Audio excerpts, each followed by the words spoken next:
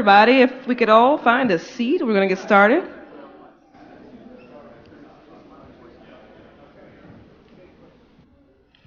Wonderful. It's so great to see you all. I wanted to tell you, my name is Carmen Samuel. I work in the community engagement team here at NJPAC, and I wanted to formally welcome you all. It's so exciting to see you all here. Despite the weather, we're very impressed at your commitment to the Historical Society. We are thrilled to continue this partnership with our neighbors down the street. So we hope that you tell your friends, hope that you tell your family, we hope that you tell your community about the events that are happening here. And it is without further ado that I would like to go ahead and introduce the president of the Historical Society, Mr. Tim Christ. Welcome, Mr. Tim.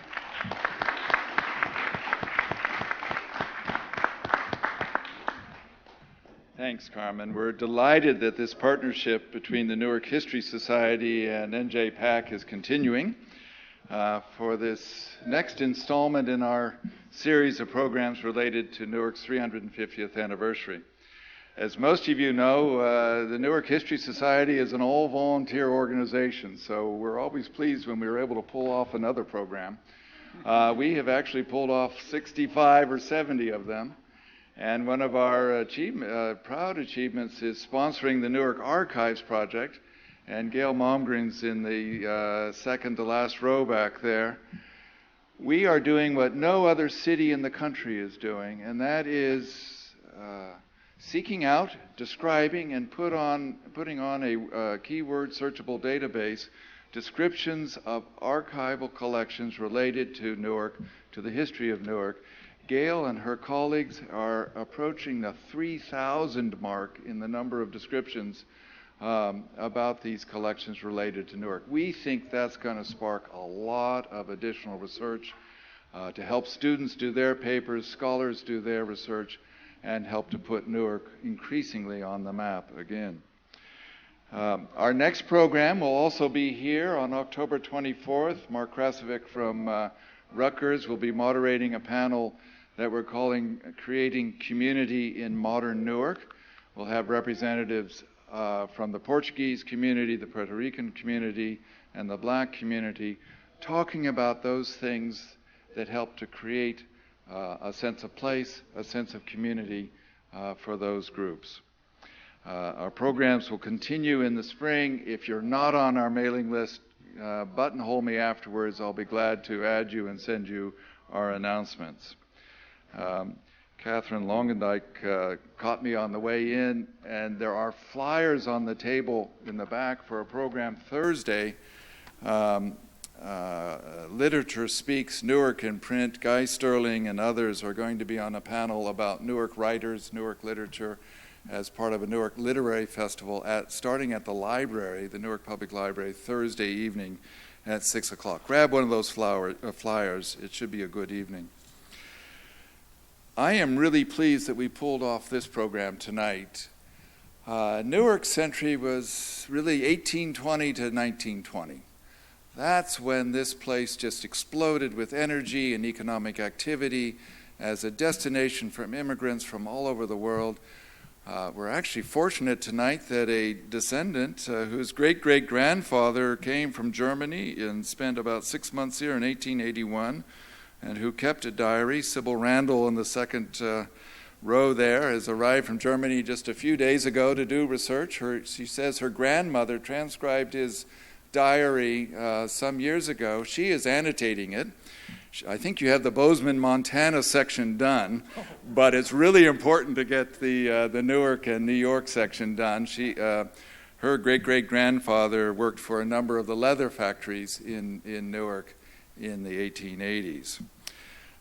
Tonight we're not talking directly about leather except through patent leather for Seth Boyden, but this is probably known to all of you, but this really got my attention recently when I realized that the population in Newark in 1820, still a colonial town, was about 6,500. It grew tenfold in the next 40 years. So in 1860, the population was 72,000. It grew more than 3.5 times in the next 40 years, so that by 1900, Newark had a population of 250,000, from 6,500 to 250,000 in 80 years. And then, of course, it nearly doubled again to 480,000 by about 1920. This was a place where people with ideas, with energy, with on the make, came and did their best. The Newark History Society recently was able to acquire by gift from the Weymouth, Massachusetts Historical Society papers related to the James A. Bannister Shoe Company. The first Bannister came to Newark in 1851. His son took over the shoe factory. It kept expanding and expanding, made shoes for the very high end of the trade, never had a retail outlet, sold its shoes around the world, and it was in the family for about 80 years. There is story after story after story like that, and we're determined that somebody's going to actually do the research and write the history of 19th century Newark. It will be a remarkable story to tell. So tonight we have put together a panel that is going to be skating on the surface of this very, very large topic.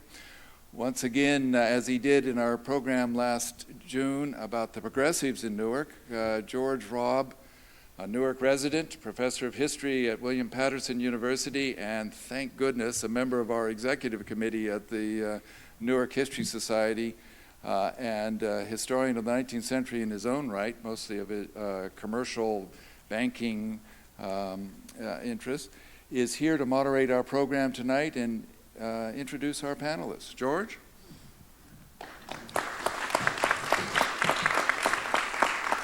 So I have an easy job and a pleasurable job, and everyone's assured me their talks are under time, so I don't have to get on my hook. So welcome again to Innovation and Industrialization in 19th century Newark.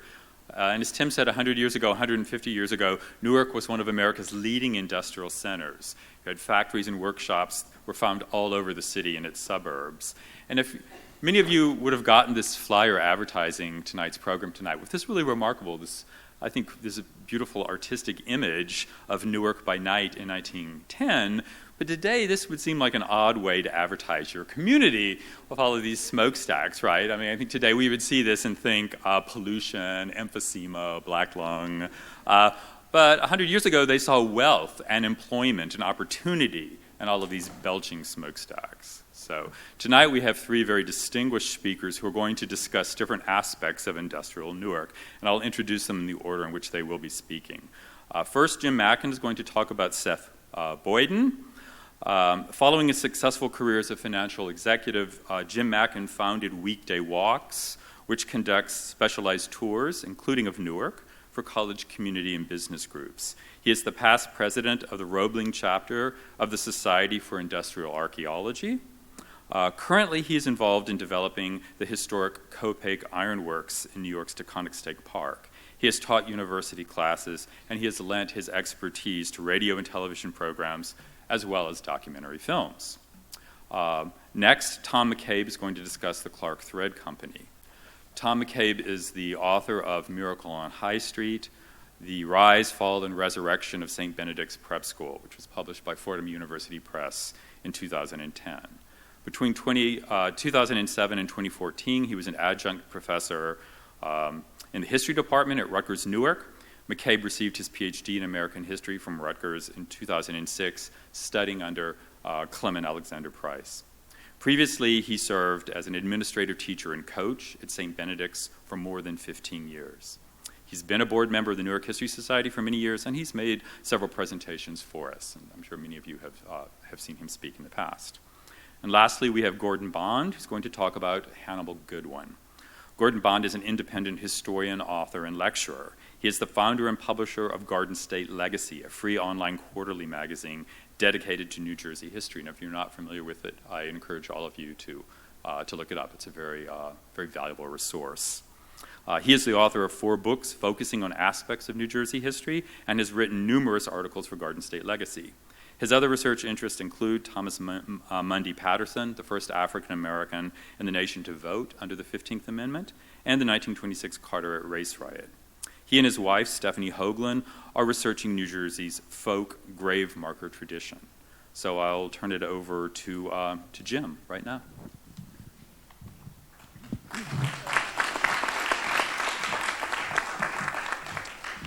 Thank you, George.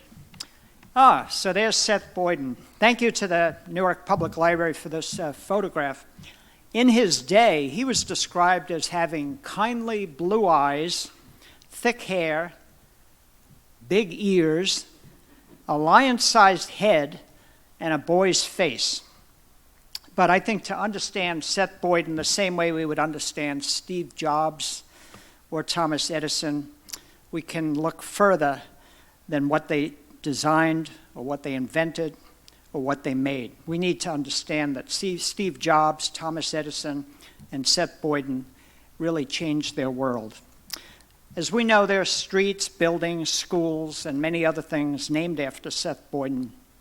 He was truly a great inventor, but he only obtained a patent for one of his inventions. I'll show you what it looks like.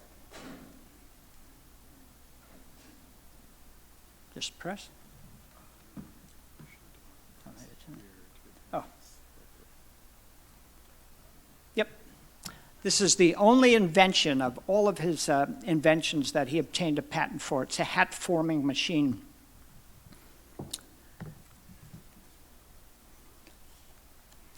The first statue in Newark dedicated to one of its own citizens is, of course, the statue that we've all seen in Washington Park. Seth Boyden would have been especially pleased as being depicted here as a working man, wearing his leather apron and ready to work at his anvil. In fact, this is thought to be the first statue in the United States of a working man. I think Seth Boyden really changed his world. Let me show you how with two examples. The first example. In his later years, when he's already finished with most of the inventions we associate with him, he wanted to cultivate better strawberries. But strawberries are annuals and therefore require a full year for growth and change. So Seth Boyden tricked Mother Nature by subjecting strawberry plants to 48 hours of winter in a freezing mixture. This enabled him to successfully breed the largest strawberries ever made up to his time. So next time you bite into a strawberry, think of Seth Boyden. Again, he changes his world. By the way, the surrounding area for years and years and years became renowned as a paradise of strawberries. The second example, let me give you the second example. In 1837, and only a few years after the very first railroad in the entire United States began operations, a railroad was planned to go west from Newark. But as we know, west of Newark, there are hills. Seth Boyden met the challenge of those hills by designing and building a locomotive that used driving rods outside of the machine, thereby using the wheels themselves as the crank. This was an incredible improvement to locomotive design. Again, he changes the world. And Seth Boyden personally operated the locomotive in its test runs. By some accounts, it was the first locomotive built in the state of New Jersey. Soon it was carrying passengers 24 miles from Newark to Morristown in about 90 minutes on a regular basis. So, let me tell you a little bit more about this remarkable man. He was born in Foxborough, Massachusetts. If that rings a bell, it's because it's where the New England Patriots play football in Gillette Stadium to this day. Here's a picture of me standing in front of the house that Seth Boyden was born in and raised. His ancestor, Thomas Boyden, came to the Massachusetts Bay Colony from England in 1634 as an indentured servant. Seth Boyden's father and his grandfather operated an iron foundry that produced cannonballs that were used against the British. His grandfather on his mother's side is thought to have cast the first cannon in America to be used against the British. But as a teenager, Seth Boyden worked at the family foundry, and he also worked repairing watches. He made his own telescope, microscope, and even an original air gun. In his early 20s, he invented one machine for making wrought iron nails, another machine for cutting files and brads, and another for cutting tacks and putting heads on the tacks. In 1815, when he was 27 years old and recently married, he moved to Newark. So he would have been one of the first 5,000 or 6,000 people at Newark at the time. And boy, did he make a wise decision.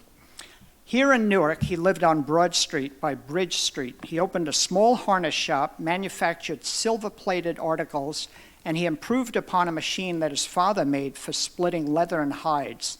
Soon he invented a new method of glazing leather by applying several layers of linseed oil and varnish, baking each coat in an oven, and polishing the last application.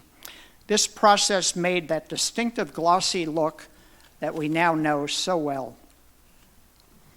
Patent leather was first popularized with boots, but it's just as easy to connect it with patent leather tap dance shoes here. And we won't miss the opportunity to show Newark's own Savion Glover here in tap dance shoes of patent leather. His patent leather operation was financially successful for him, but in typical Seth Boyden fashion, he moved on to other things. This actually spurred Newark's development into a world center of leather goods. According to one estimate, by 1870, Newark was producing 90% of all the patent leather in the United States, and possibly close to 90% of the nation's leather products. There were 81 leather manufacturers at that time. One company, Edward Simon and Brothers, made hand-carrying trunks that everybody would travel with, and they employed over 500 employees, but that was only one of 81 companies. This marker honors the significance of Seth Boyden's leather shop. In 1820, Seth Boyden established a foundry on Broad Street near Orange Street.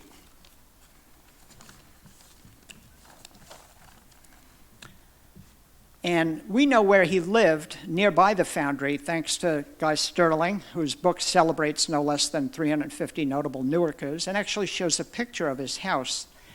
Two of Seth Boyden's brothers came to Newark to work in the foundry. His younger brother, Uriah Boyden, would go on to become very famous by building turbines that were used in some of the largest textile mills in the country, and also at Niagara Falls in 1895. And when he died, he left $250,000 to Harvard University to build an observatory. But at his foundry in Newark, Seth Boyden attacked the problem of cast iron. Cast iron was always challenging because it's brittle and difficult to work with. It cannot be formed easily into items like machine parts, buckles, bits, and the like. After experimenting for 6 years, Seth Boyden invented a malleable form of cast iron. This invention was one of the most important contributions to metallurgy and undoubtedly spurred Newark's significant machine industry. Again, Seth Boyden changed his world. Seth Boyden also had artistic talent. When he was 18, he painted a miniature of himself on ivory. And here in Newark, proud of his iron heritage, he sketched this image of his malleable cast iron foundry for his own business card. In 1837, he sold his iron business and turned his attention to steam engines. Just what could this man not do? We've already mentioned one of his 2 steam locomotives that he designed and built. You can see an image of it there. He also built his own steamboat. He built a fire engine for the city of Newark. He also invented a cutoff switch for steam engines that is substantially used today in many applications.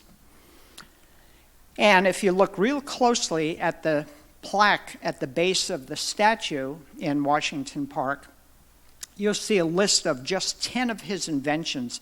Now, it's difficult to read in this photo here, but I've summarized it, or I've recast it here just so you could see some of the things that they highlighted.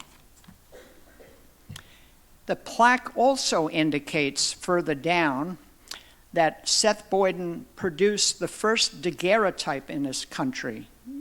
Although we know that this is not actually correct, Seth Boyden was certainly amongst the first users of daguerreotype photography in the United States, and we're talking in the 1840s here.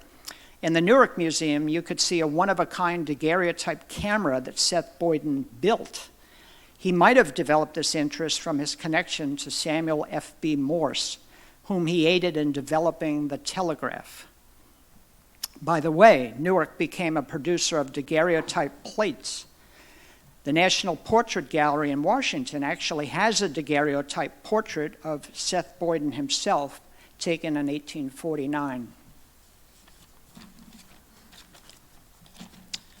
Seth Boyden lived the last years of his life in the outer part of Newark, then known as Jefferson Village, today known as the Hilton section of Maplewood. Of course, he passed away in 1870, and at the time of his death, the world had changed much. Newark was an industrial colossus, as Tim mentioned.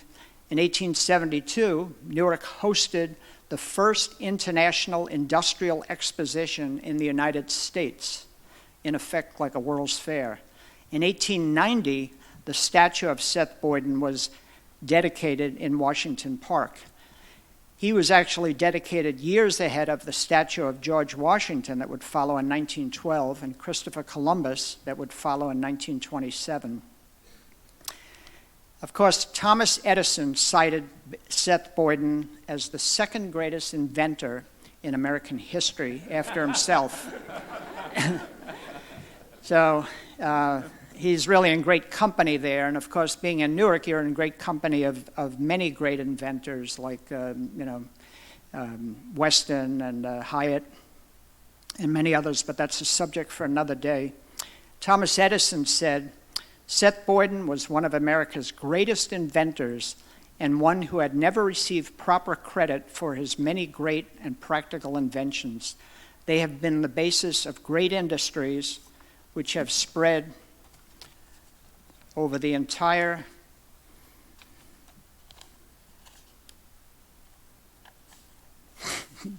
bear with me for a second, over the entire world, and literally millions of jobs, and that was really what Thomas Edison was trying to say. So there's our Seth Boyden, and I thank you for your very, very kind attention.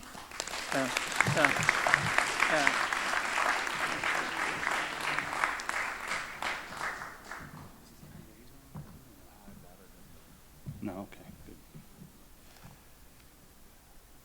I love the repeating mantra that Seth Boyden changed his world.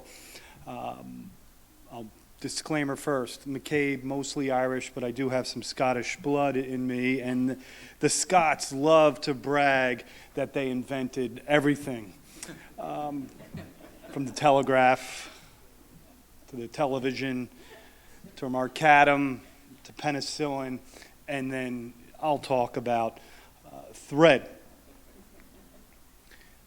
Theme tonight is about innovation and industry, and I always like to ask my students at Rutgers Newark, what three things do you need to make a city great? And those two things are certainly among the top two: industry, innovation, and then immigration. And this is part of a little-known immigration to Newark, the Scottish diaspora to the city. And it's also a family history. Like many of these industrialists, it was generation after generation passing down the family business. Whoa, it's a little tricky here. How do I get back? Okay. So here is the kind of bird's eye view of where we are now. On the near side of the Passaic River, that white section, roof, probably what, 2 stories, that would have been the original site of Clark Thread. And then they expanded across the river in Kearney, which was called East Newark. They were trying to annex it multiple times over the course of the 19th century. You still have that industrial complex, an exact replica of the complex in Paisley, Scotland, where the Clarks came from, just outside Glasgow. So that is all boarded up right now. I can't get inside. I've seen some drone shots from up above, but this was typical of some of the massive block-long industrial complexes in the city of Newark. Not going to talk about the timeline here, except for the fact that Newark had all sorts of different narratives, and some that we're talking about tonight. Innovation, certainly in the Industrial Revolution, in particular after the American Civil War. Something that I would love to explore but haven't. We have cotton here. We have thread. We have in and around the American Civil War. I would love, and I hadn't read much on it, the relationship between slavery and capitalism here. This is a new topic that all sorts of scholars are exploring, and I've read some corporate histories, but they're not really going to talk about that in these corporate histories. So that's a ground for someone to come along. And then certainly corporate capitalism, labor strife, which I'll talk a little bit about tonight, and then of course at the end there, the deindustrialization of Newark. Clark leaves Newark, leaves Kearney for the American South.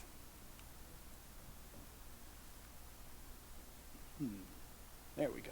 There is good old William Clark, the second of the Clarks. George started the operation here in Newark, but died shortly thereafter in the 1870s. And William Clark, you'll recognize his home that I will show in a future slide.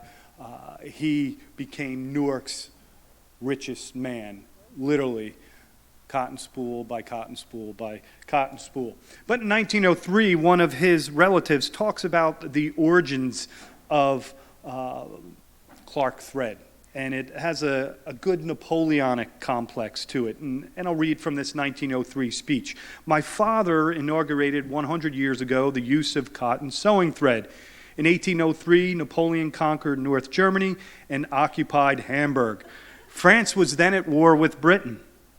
Napoleon, in order to cripple the British industries, caused the stock of silk held in Hamburg to be burned, to the consternation of the Paisley weavers. The supply of this raw material having been destroyed, they were driven to their wits' end as to what to do, when the happy thought occurred to my great-uncle Peter Clark to substitute cotton yarn for silk, and to twist it into thread in the manner that the six-cord sewing thread is made at the present day. So Napoleon, he says, and necessity were the mother of invention. In particular, the Clarks sold this new product to women for sewing purposes. My father recommended the smooth cotton thread to his lady customers as a substitute, and once tried, it continued to be used. That is the simple history of the birth of the cotton thread trade. Interesting, and I venture to say a wonderful example of what great results may flow from so-called trifling beginnings. So this is not a rags to riches story. This is a family that established their trade, their industry in Europe, in Scotland, and then brought it to these shores in and around the American Civil War and made millions and millions. I'm sorry, my fast finger here. Okay, 1, 2. I love this map, and I recommend looking at it because you can zoom in and zoom out. And this is, the world of Clark thread. If you look up at the very top, you see a red dot. That's the Clark Mansion. And it is now home to Steve Adubado's North Ward Center. But this is a fantastic example that preserves, to this day, of what these industrialists could build, all the materials imported from Scotland. Then as you move down, you see another red dot. That is the home on Mount Pleasant of his foreman of the Newark factory. And then you come further down, just north on this image of the Passaic River. That is the Newark operation. And then, of course, they build on the other side of the river in Kearney, East Newark, in the 1870s and 1880s. So he is very close, could walk, the walking city from his place of work. He didn't walk, rich man like him is not going to, but his foreman might over that bridge, and his laborers lived on both sides of the river. I like to say that there's an invisible Scottish community on the Newark side, and then a very visible one in Kearney. It gets called Edinburgh on the Passaic, or as you see the elevation from the Passaic River up onto Kearney Avenue and then down into the Meadowlands, they call it the Highlands of the Passaic.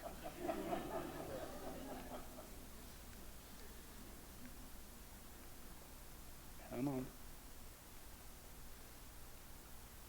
And this is his, fantastic example of, corporate wealth and showing that off. So George and William Clark were born threadmen. They were descendants of a thread manufacturing family in Paisley, Scotland, and together they started the American branch of the family business in the 1860s. Initially, the business was a small one, limited to 30 employees, mostly girls, who dyed, spooled, ticketed, and packaged thread, but exploded after the American Civil War as older brother George invented a durable cotton thread, specifically suited for the sewing machine. The Clarks marketed that thread, consisted of 3 double strands twisted together as our new thread, or ONT.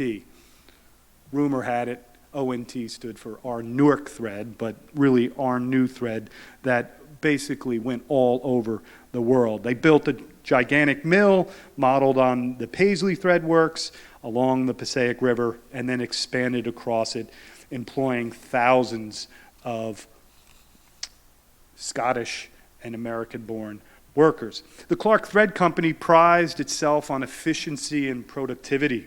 Quote, industry and skill in these wonderful works always find their reward, while sloth and awkwardness maintain but a short career, end quote.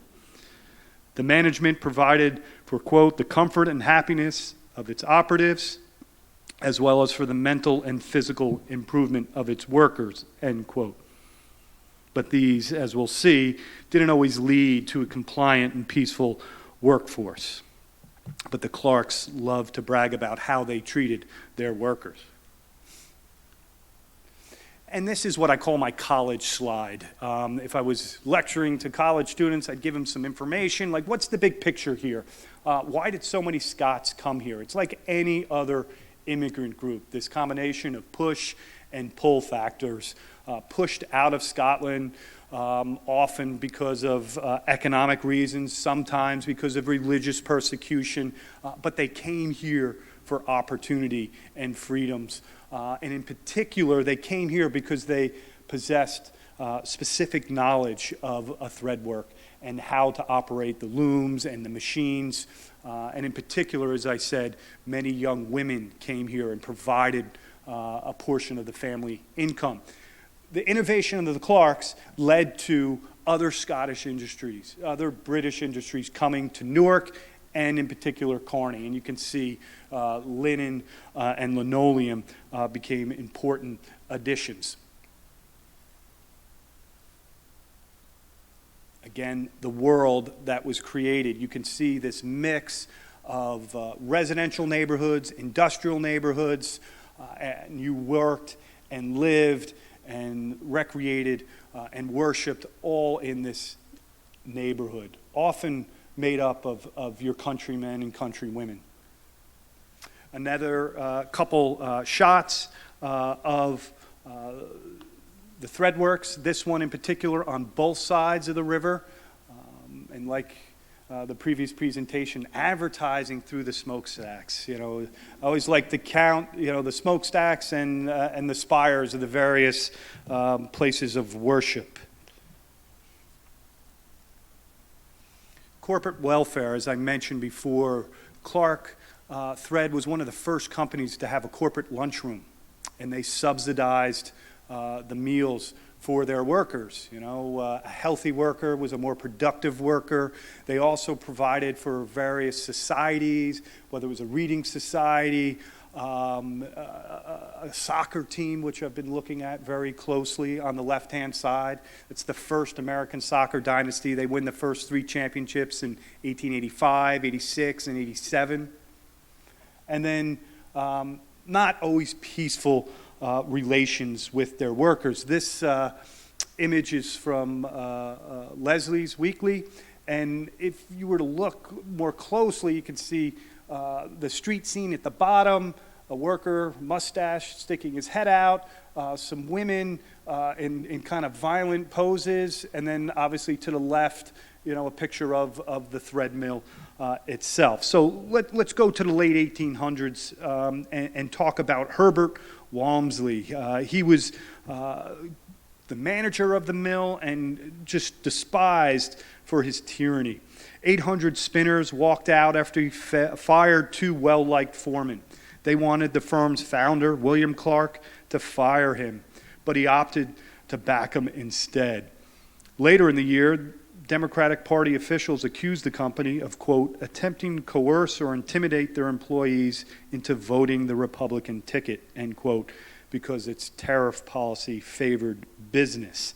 So the industrial relations were on the verge of breaking down, which brings us to the winter of 1890 and early 1891, where the angry spinners started a 5-month strike. Once again, they blamed Walmsley, whose employees called him, quote, the most obnoxious superintendent ever imported from Russia or elsewhere to this beloved country of ours, end quote. Walmsley replied, and I quote, I am the Clark Thread representative. I'm a practical man. If you do not like it, get out. Individually or collectively, I prefer the latter, end quote. So workers walked out, pledging to cripple the company, and they did. It turned into a national strike. The Clarks brought in scabs, even secreting them in wagons and boats across the Passaic River, back and forth between Newark and Kearney. They built a small housing facility for them. Strikers called it the Hotel de Scab, and it brought unwanted attention to Newark. It brought high-profile visitors, too. Samuel Gompers, the president of the American Federation of Trades, addressed the strikers at a union hall, telling them, stand together to win or lose together. He was confident that they could inflict damage on the company, saying, quote, there is no product so easy to attack as the ONT thread. Men and women wage workers use that thread, and if we cannot beat them on a strike, we can beat them on a boycott, end quote. The governor got involved, tried to get the warring sides to the negotiation table. Talks broke down, but one day the strike and the boycott finally came to an end as the Clarks conceded. So a wonderful labor story, and these labor interactions happen almost yearly with different outcomes, and it's just a give and take between workers and these corporate titans. Come on, folks. So in that timeline, they talk about an all too familiar tale, Newark industry leaving the city early in the 20th century. And this is a picture from the Newark Evening News. No longer exists. It's been leveled. But this is the Newark side of the operation. I showed you the Kearney side. But just massive blocks-long industrial complex. There's an old building on the Newark side. If you look up one of the original buildings, it says ONT right up at the top. Right off Route 21, within throwing distance of, or spinning distance of, the Passaic River. And then this is the picture, credit to the Newark Public Library and their photo collection. I finished my first book on St. Benedict's. I walk into the Newark Public Library knowing I wanted to do something on soccer. And I ask, do you have an aerial shot of that thread mill where Top's Diner is? Everybody here probably has eaten at Top's Diner, correct? Top's Diner is on that kind of patch to the right. Kind of looks worn out with some stuff at the top on the right-hand side. This is the photograph that George gives me from the New Jersey division. There was a soccer game in progress on that patch. And that was the beginning of my exploration of my next project, which is called Soccer Town, USA, a history of soccer in and around these mills and in Kearney, New Jersey, and Harrison, a little bit of Newark. But like a lot of great research, started in the New Jersey division and with George or someone at the desk handing a document over and it revealing itself. So I'm not an expert on Clark thread, but they are a very important part of the story that I'm telling. Thank you.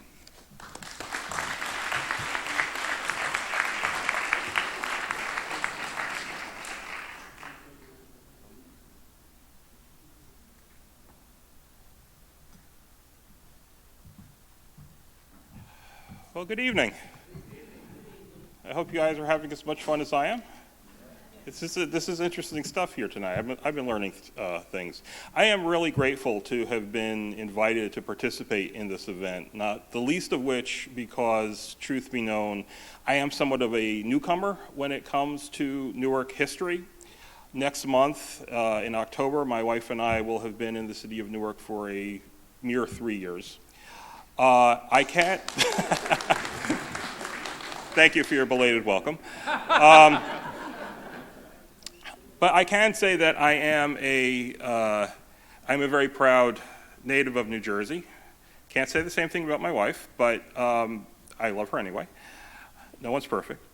But we are both history geeks, and I am especially a New Jersey history geek, proud, unabashed history geek. And so I knew about Hannibal Goodwin before we moved here. So I'm also grateful for the opportunity to dust off my notes and to share some of what I learned with a Newark audience. I'd like to begin by reading an odd little description. This appeared in the Trenton Evening Times newspaper from September the 7th, 1913. In the roof of the little stone rectory of the House of Prayer on State Street in Newark, one sees as a Lackawanna train steams into the station a skylight. This skylight was tacked in by the Reverend Hannibal Goodwin, a remarkable man in whom were combined the qualities of shepherd and scientist. Whoever has slung a Kodak over his shoulder, and whoever has pondered the miracle of the movies, may well cast a thoughtful eye upon the skylight. Now, what they were describing was how one could see a skylight in the roof of a building that was near what was then the Delaware, Lackawanna, and Western Railroad train station. We, of course, know it today as New Jersey Transit's Newark Broad Street station. But if you go up onto the platform and you know where to look, you can see that very same skylight today. It is still there. Now, this skylight sits on the back roof of a building that will be familiar, I'm sure, to most of you here. This is, of course, the Plume House. Built before 1725, it's considered the second oldest surviving building in the city of Newark. It was constructed by the Plume family, who were prominent early Newark settlers. In 1849, it was sold to the neighboring Episcopal House of Prayer, who made it their rectory the following year. So as their clergy, the Reverend Hannibal Goodwin and his family would live in this house during his tenure. So, who is Hannibal Goodwin, and why should we care about his little home improvement project? Hannibal Williston Goodwin was born on April 21st, 1822 in Tohonock, New York, where he grew up on his parents' farm. He was a popular student with an apparent love of mischief, but was smart enough to study law at Union College in New York State and later even Yale University. But his career path was diverted from law towards theology by his experiences attending Episcopal church services. And in 1851, instead of passing the bar exam, he was ordained an Episcopal minister. The following year, he married Rebecca Allen and had his first appointment as rector of Christ Church in Bordentown, New Jersey. He first came to Newark in 1854 to St. Paul's Parish, which I understand was up by where the courthouse is.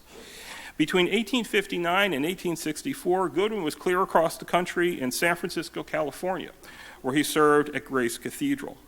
Finally, in 1867, he returned to Newark to take up the rectory of the House of Prayer and settle with his family at the Plume House.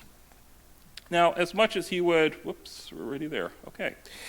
Now, as much as he was obviously interested in the spiritual, he was also drawn to tinker with the material world, especially with chemistry, particularly as it had referred to photography. And it began when he was at Newark St. Paul, and he wanted to find a cheaper... Yes, it is. Okay. If it doesn't look right, give me a shout. So it began when he was at Newark St. Paul and wanted to find a cheaper way of reproducing the sheet music that his choirs were using.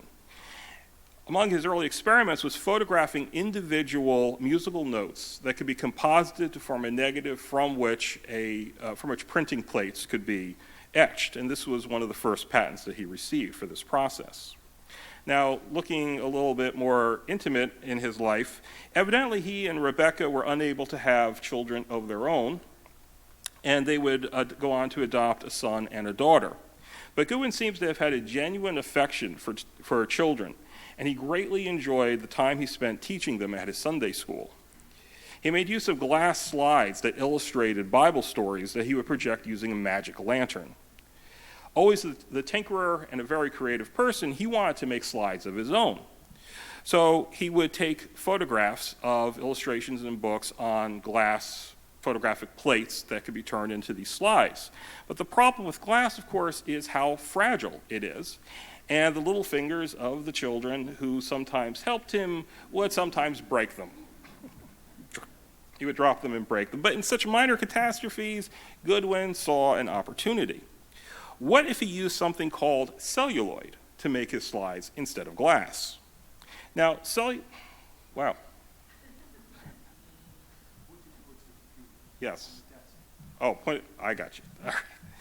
Celluloid was a new plastic that had been developed in England in 1855, and because it was moldable, it was used to make a wide range of products, everything from dolls to fountain pens to billiard balls. Now, the use of celluloid for photographic plates did not actually originate with Goodwin. The photographer John Corbett had been making celluloid plates since 1887. Born in Sheffield, England, he had moved to Chicago in 1853, and by 1879, he had founded the Keystone Dry Plate Works. So thin sheets of blocks of clear celluloid. Thin sheets were cut from these blocks of clear celluloid and coated with photographic emulsions. Now, in addition to being less fragile, they also weighed a lot less than glass. Now, Goodwin would have known all about this because the manufacturer of the raw material that Corbett was using was right here in Newark. The Celluloid Manufacturing Company was started by John Wesley Hyatt, who bought the English patent and sold the product in the United States under the name of Celluloid. The company had started in 1872 up in Albany, but had moved to Newark the following year, and the city soon became one of the leading makers of celluloid in the country.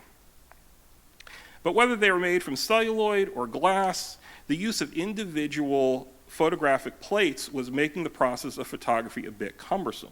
Now, the trend had been to make increasingly smaller, more compact cameras. And if you look at this example from my collection, that's a quarter down there. So this camera fits in the palm of your hand very nicely. But the problem is you take your exposure, you have to remove the plate without exposing it to more light and spoiling it, find a fresh one, insert it, again, all without accidentally exposing it. This was a cumbersome process. Various creative mechanisms were created to try to make it easier, like that cartridge that you see next to the camera in this picture. But this was kind of a stumbling block, in a sense. And they were trying to make photography more accessible to the average person. They were trying to market cameras and the concept of photography to the masses. So Goodwin's experience with celluloid got him thinking how it might be redesigned to eliminate this stumbling block. Now, in order to understand the concept, consider a celluloid photographic plate. Now, if you look at it edge on, obviously it has a certain thickness. It has to be rigid enough that you can focus a nice sharp image onto it. But what Goodwin realized was that if he could come up with a process for making a thin enough celluloid substrate, which was also strong enough, there we go. It could be made into long strips coated with light-sensitive emulsion. And if it were thin enough, it could be rolled up into a spool. And so you could create this very small, tight package that contained a lot of pictures. And this is why we call it roll film, because you could roll it up. And this is the basic principle behind every camera, every roll film camera from that time up until the advent of digital photography. So instead of having to swap out plates and fumble about, you could take your exposure, move the film through the camera, inside, all self-contained inside the camera. So you take your exposure, click, advance to the next frame, and you're ready to go. A lot easier. And it was later recognized that if you could move the film through the camera fast enough, and if you had a synchronized shutter, you could take motion pictures. And if you added a light, you could project the film for viewing. So not only did the advent of roll film revolutionize still photography, it made possible the entire industry and art form of cinema. And all that right here in New Jersey. So Goodwin had this idea. He built a laboratory up in the attic of the Plume House. Unfortunately, you really can't see him very well there, but he installed his skylight and he got to work. Now, making celluloid that was thin enough, strong enough, and clear enough was no simple task, but Goodwin, it seems, he became obsessed with this idea. He threw himself into it completely. There are stories of him rushing after church services back up into his attic to get back to work, still in his vestments. He spent much of his meager salary on the chemicals that he needed, and his wife, Rebecca, had stories about the strange smells that would waft down into the rest of the house. She would often have to bring up his meals to him up in the attic, and more often than not, they went untouched. Parishioners started to notice the chemical stains on his fingers and on his clothing, and one later remarked, as he stood there with his hands on the book, you could see the chemical stains if you sat up front, and you couldn't help but notice them on Communion Sunday when he passed the cup. The people of the town believed he was impairing his mind with useless research. Well, he would have a last laugh of sorts. After several years of toil, his work finally yielded a good enough result that he felt confident making an application for a U.S. patent on May the 2nd, 1887, for a photographic pedicle and process of producing zinc. Pedicle here means a thin membrane. Now, this was filing the patent. It didn't mean that he had it yet. This was the filing process. In the meantime, in 1890, a patent for a similar flexible roll film had been filed by Henry M. Reichenbach, who was working with George Eastman's Kodak. Now, this would kick off a protracted legal battle that I don't have the time to get into here tonight, but it would last 11 years. The Kodak company, because they had the money and they had the lawyers, they were able to try to actively block Goodwin's patent. Goodwin didn't do himself any favors. His wording was a little bit vague, and so he would have to go back and forth with the lawyers, and he didn't have the money, and he would take his time getting back to them, and so this thing just dragged on and on and on. Finally, on September the 13th, 1898, Goodwin received his patent, though it was considered to be for a prior invention, not quite the same as what Reichenbach created, so both patents technically stood. So just to summarize, because this is kind of an important point, Goodwin had filed his application in 1887 and Reichenbach in 1890, yet Reichenbach received his patent the very next year, where Goodwin's wasn't approved until 11 years later in 1898.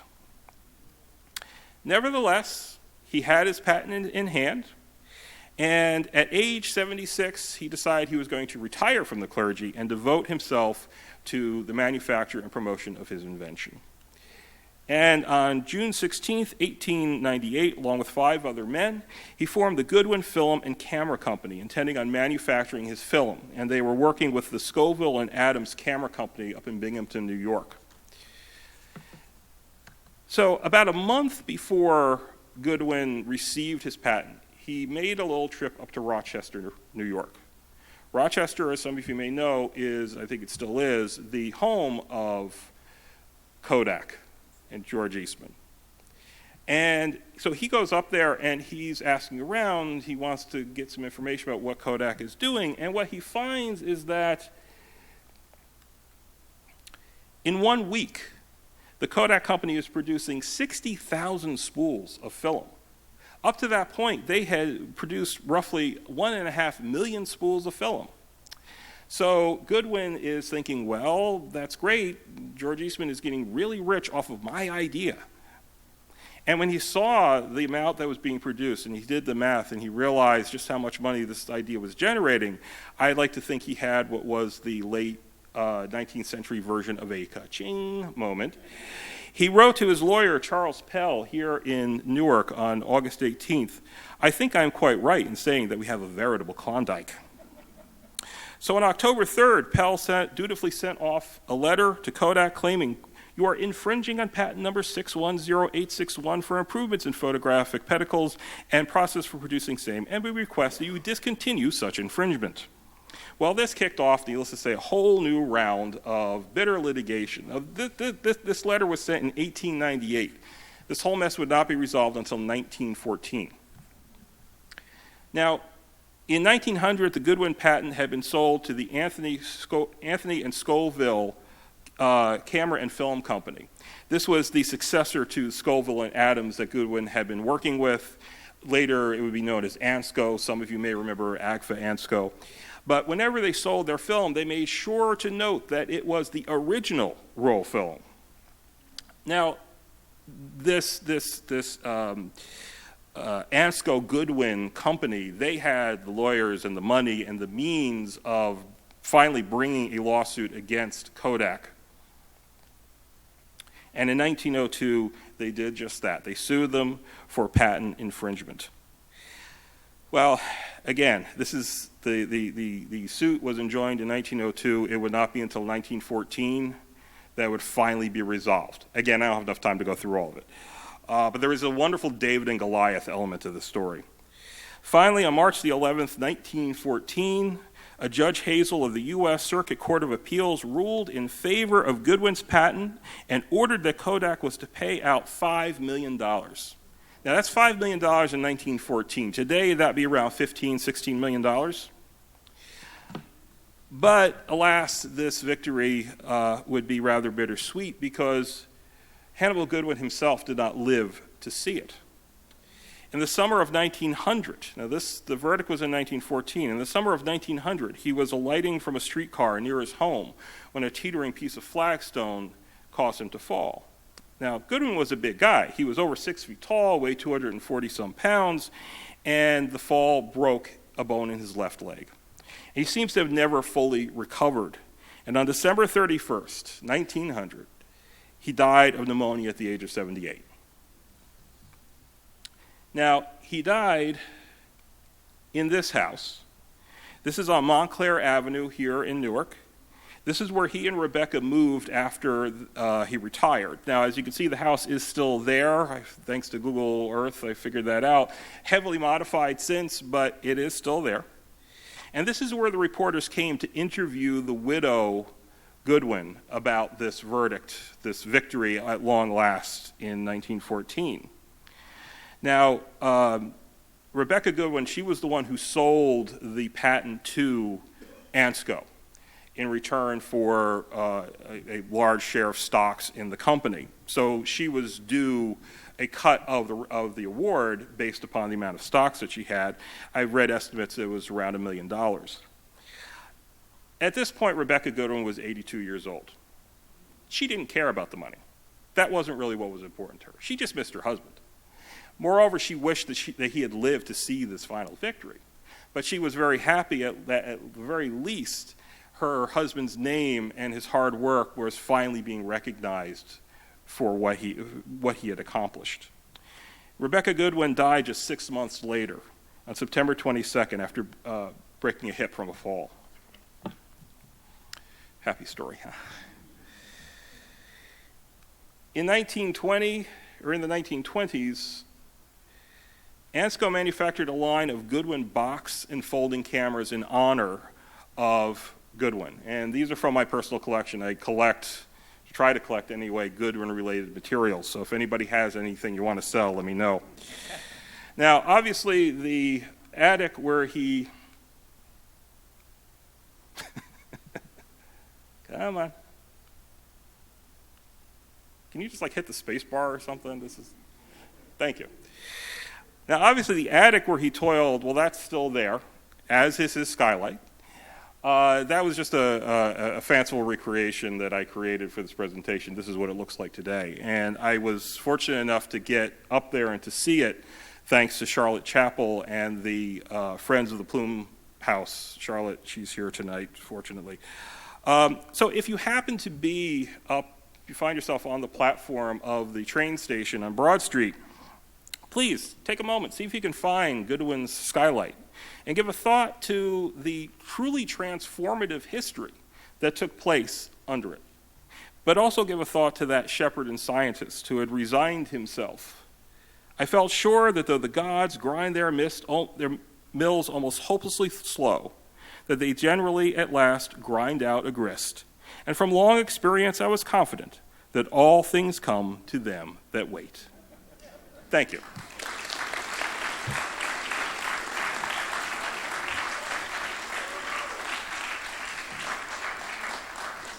Well, those are some wonderful presentations, and I think we definitely have time for questions. Do these things automatically turn on? Or okay, great. Does this work? Yes. Can you hear me?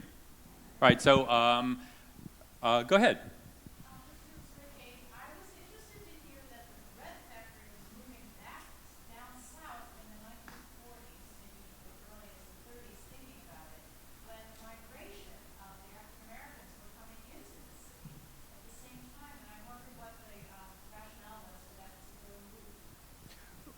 Cheap labor, and they could grow horizontally instead of vertically.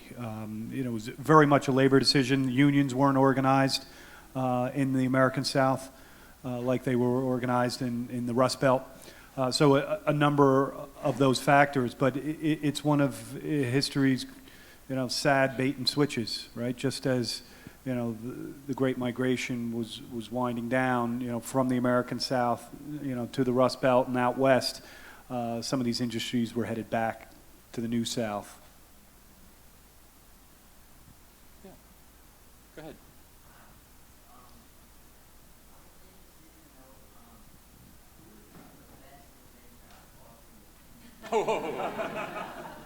Goodwin, hands down. Yes. Yeah, who is the best inventor of the lot? Well, Thomas Edison, of course, right? Yeah. And Edison has Newark connections and credits Boyden, as was mentioned. But I'm glad my son brought up that question. Just kidding. We've never met. William, and then Gail. Why did Seth Boyden not patent anything except the one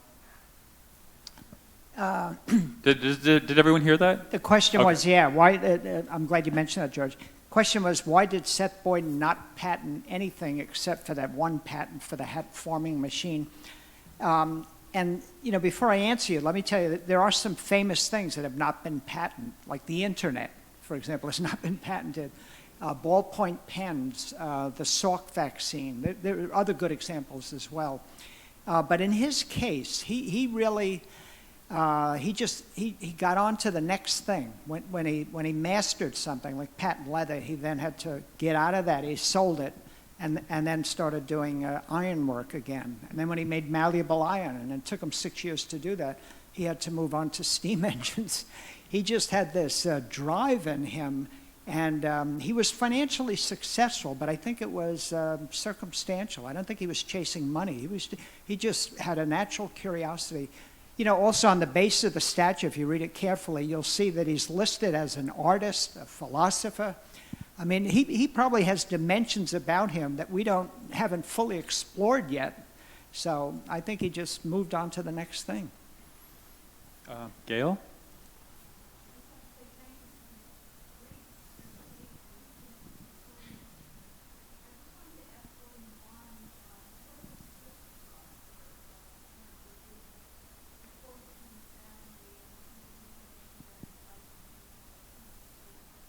Okay, the question was what my sources were for some of the material for Goodwin, the quotes and so on. A lot of it came from newspapers, from period newspapers.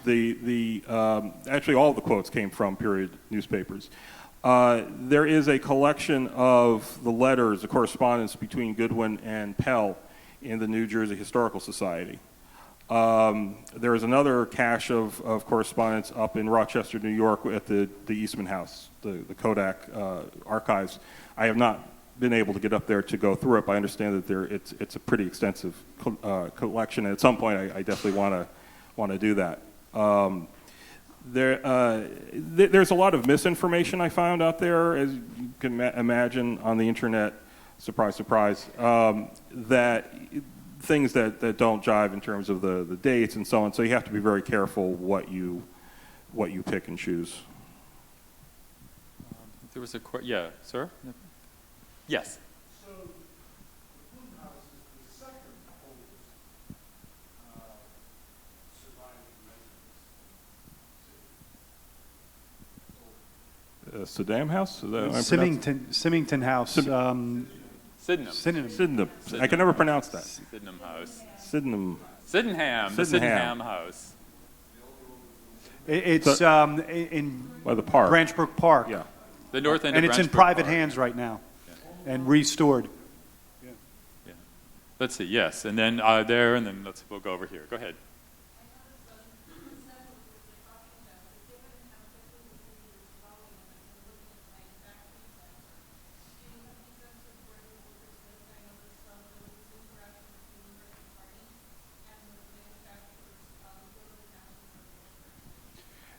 In the case of Clark Thread, where they were specifically attracting Scottish labor, they resided very close to the river and to those first factories. Remember, you also have Peter Ballantyne and his Scottish, ale house and factory there. When they moved across the river, they specifically built housing for the workers. In the story that I'm working on, the Coopers from Paterson come down for a visit in the 1880s. They see a need for immigrant housing, so they build wooden tenements, and it gets called Cooper's Block, which in my story I call America's first soccer neighborhood, because they lived in this tenement setup, worked right across the street in the factory. Another factory, Marshall Linen, built 12 separate structures, and they called them the 12 Apostles. And then right across the street, they had 4 houses for the foremen, which they called Matthew, Mark, Luke, and John. You had a question, right? Yes. Leon Abbott. Yes.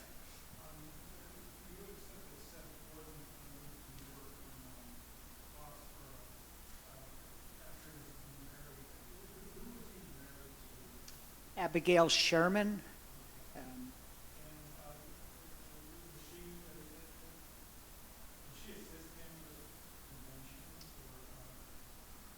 We don't know. What we do know is his house in Newark doubled as a kind of a leather manufacturing facility. At first he started making brass materials and little things that we would normally associate maybe with leatherware, things for horses and carrying and whatnot.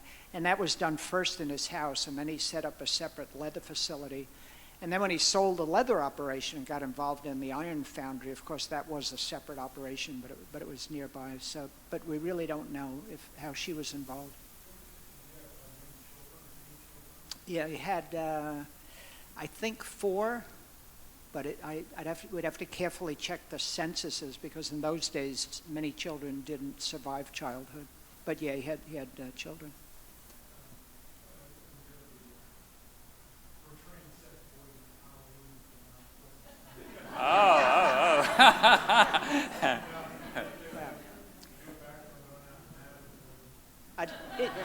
If you're going to portray Seth Boyden, I'd like to hire you and the 2 of us could go around the country and do a, yeah.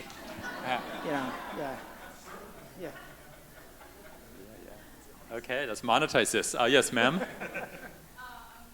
of course, the architect about the conflict between labor and management. Did you see the evidence in what you researched about the use of buildings, specifically scientific management, in what Yeah, I mean, that one quote that I read. really? Okay.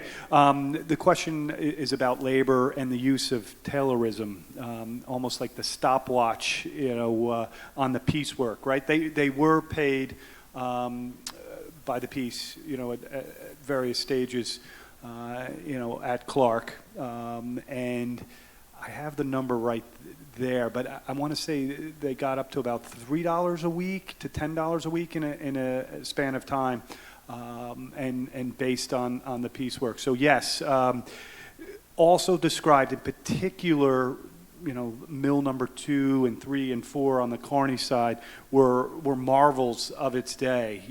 They were, especially compared to the mill conditions in Europe, seen as spacious, more sanitary, healthy work environments, and the Clarks prided themselves on that. So that's why that labor conflict is an interesting one. And money is money, wages are wages, right? And that's really what they were after. They could care less that their lunch was subsidized, right? They wanted money, for the family income. And what's also interesting is the overwhelming number of women in this industry, and going from girls as young as 12, 13, 14, all the way up. And they often stopped working once they were married, to, as the census says, to keep house. So it was a single women's, occupation. And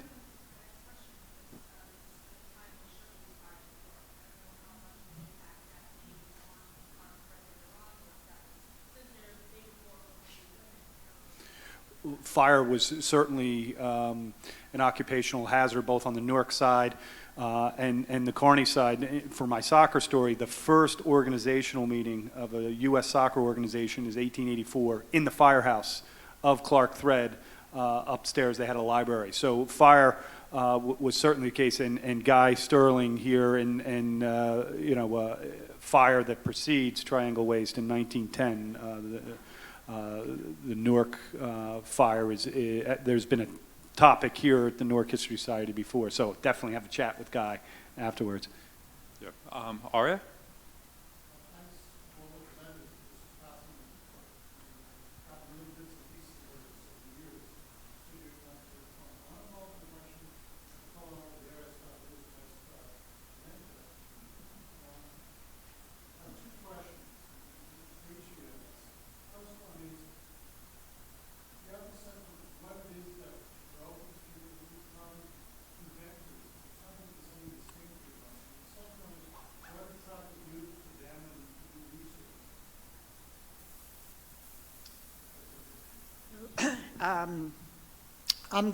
I'm forgetting that famous quote by the great Thomas Edison, which is something like, and somebody help me with this, something like invention is something like 90% perspiration and 10% inspiration.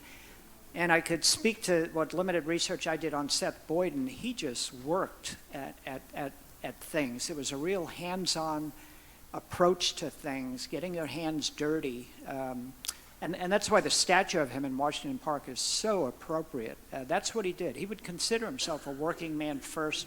The word engineer was needed to really come into vogue and whatnot. So it was just a lot of trying out a lot of things with the risk that various things like celluloid could do damage, and steam engines blew up, and iron foundries, you can get molten iron on your shoes and all sorts of things. So they just kept trying. I don't think there's as much pure creativity as we understand. And then there's always a gap between the science and then the idea and then the putting it into practice, making something, and then a further gap, having it marketed and become efficacious in the marketplace. But I'm being too philosophical.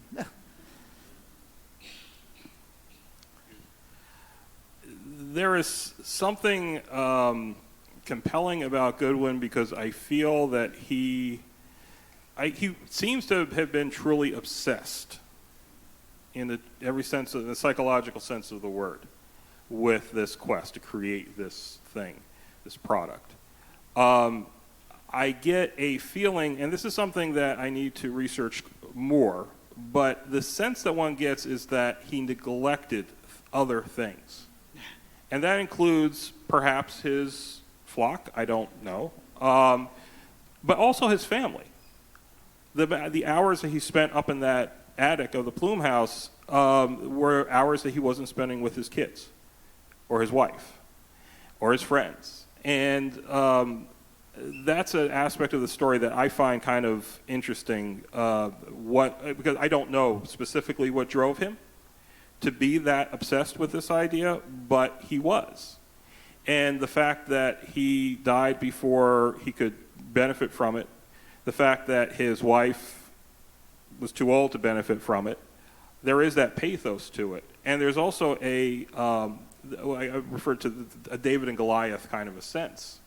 And in contemporary newspapers at that time, there were socialist newspapers that glommed onto the story as a perfect example of the little guy getting crushed by the capitalist machine.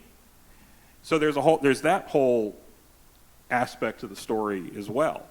But I mean, as far as what drives these people, and in particular Goodwin, that's an excellent question. I don't necessarily know the answer to that yet, but it's something that I definitely want to get to the bottom of. And one other thing that struck me during the Goodwin presentation, I had a friend who had a vocation for the priesthood. This is in the 1960s. Goes, for an interview and says, "I want to study science. And I want to join the priesthood." And the spiritual advisor said, "You're going to have to pick one. They don't coexist, right?" So that's what I find really interesting about the Goodwins. He's an established minister and a scientist, an inventor, and a zealot, maybe on both fronts. Yeah. He was looking to create these things, these slides to educate children. And so that, I think, was part of it. He did seem, that's the theme that comes up a lot, is that he loved to be able to educate the kids. And that was probably part of it as well. And yet, the irony of it is, in the end, he may have ended up neglecting his own kids. And William Clark is a capitalist. He's also involved in like the America's Cup, the yachting. The Passaic River used to be a huge venue for crew racing and yachting, and ancestors of the Clarks were selling some yachts at inflated rates, to the U.S. government during the Spanish-American War, up through World War I. So patriots maybe, capitalists certainly. Well, I think that's a nice note to end this. Would please join me in thanking these fantastic presentations.